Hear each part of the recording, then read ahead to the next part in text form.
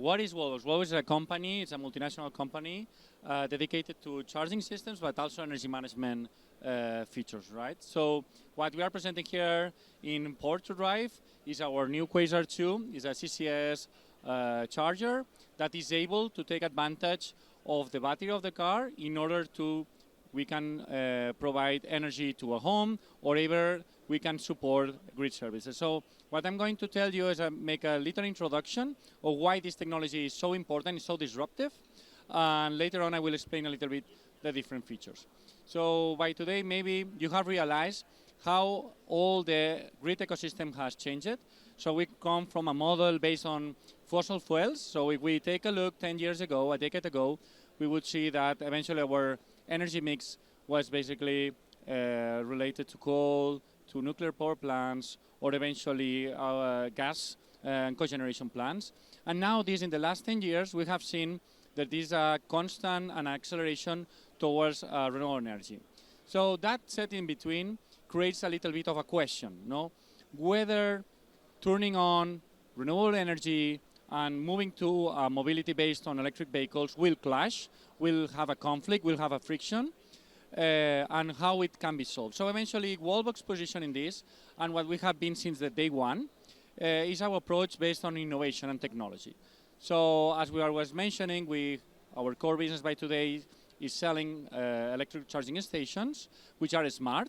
So we changed the paradigm from electric box to a consumer electronic device. And these electronic devices, what can do is understand what is happening in the entire ecosystem, no? And with this information, we take the best decisions, automatic decisions, for the end customer can save money. And now in between, we have a really great opportunity, because we know, as we mentioned, that renewables are coming, and there are appearing problems whether we use the energy that, for example, solar panels produce.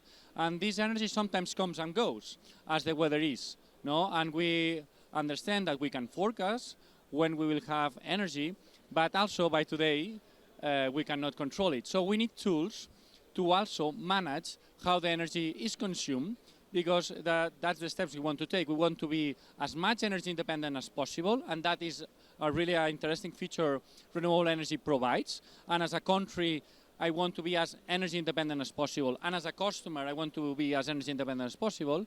But then I need somehow to balance when I will have surplus of energy, or when I have, in this case, a demand that I cannot supply.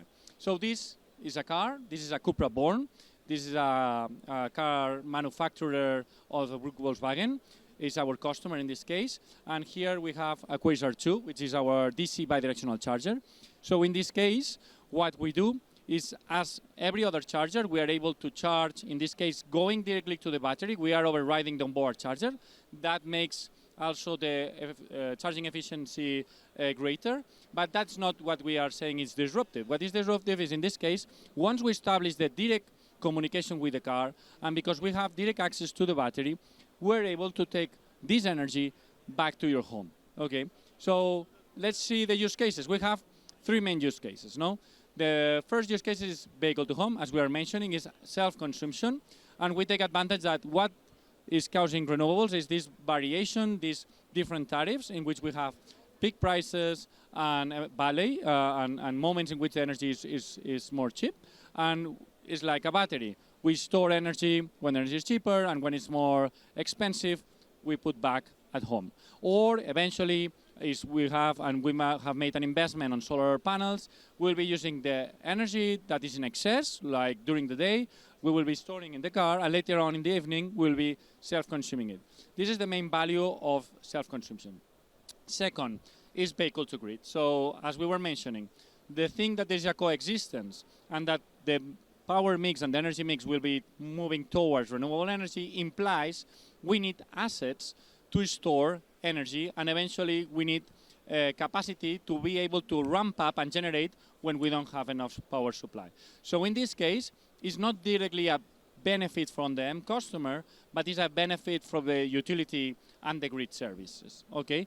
And also the end customer, what can receive is first a grid that is more reliant and is more sturdy and robust, and also what in some cases and some programs, what we can have is eventually side incentives, or even we can be paid by putting to the, we say to serve the grid, the car, no? So as easy as that is, maybe we have a day in which the weather forecast already said it's going to be cloudy and it's not going to be wind, then our renewable energy production is going to be low.